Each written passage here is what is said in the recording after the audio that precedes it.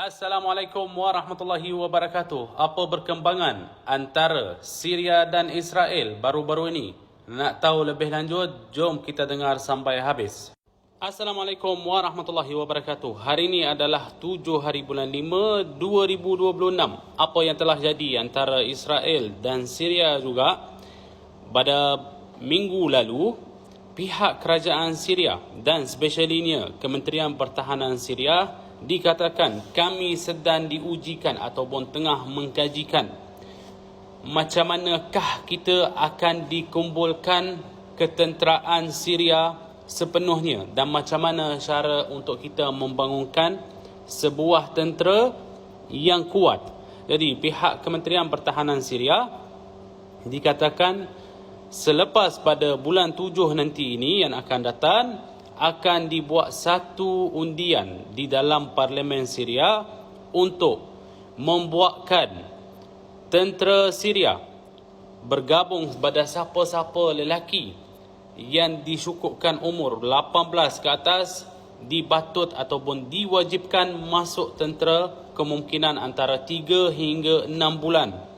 Jadi pihak Israel pula selepas dikeluarkan statement begitu oleh Kementerian Pertahanan Syria, mereka dikatakan, kami sangat kesal dengan tindakan kerajaan baru Syria dan kami melihatkan kerajaan Syria ini sangat bahaya buat keamanan Israel.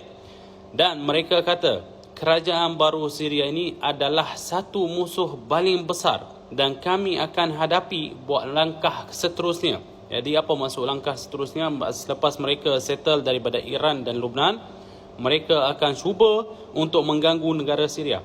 Dan dikatakan Presiden baru Syria, Ahmad Al-Shara, ini adalah salah seorang mujahidin yang punya background tidak ketakutan daripada peperangan. Dan ini adalah satu perkara yang mengganggu kita dan buat kita tidak rasa aman.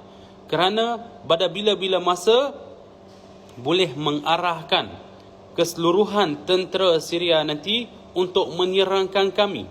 Tetapi dalam masa yang sama, kerajaan Syria telah dikatakan kami tidak ingin berperang dengan mana-mana pihak buat sekarang ni.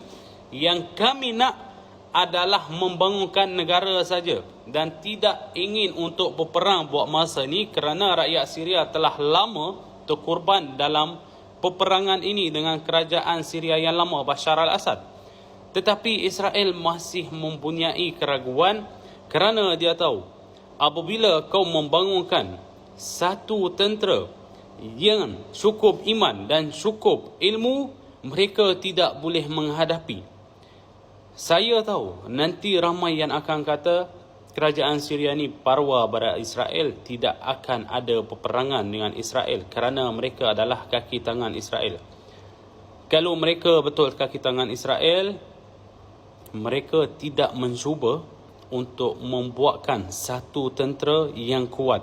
Dan mereka sekarang ni telah membawakan radar dan sistem pertahanan udara untuk menjagakan keamanan dalam negara, dan mereka tengah mengimport barang-barang ataupun kelengkapan ketenteraan daripada banyak negara. Contohnya termasuk daripada Turki dan juga daripada Rusia, tetapi secara senyap-senyapan. Ya. Jadi kerajaan Syria dia tahu dan sedar bahawa satu hari nanti mereka akan berperang dengan Israel, tetapi bukan masa ini.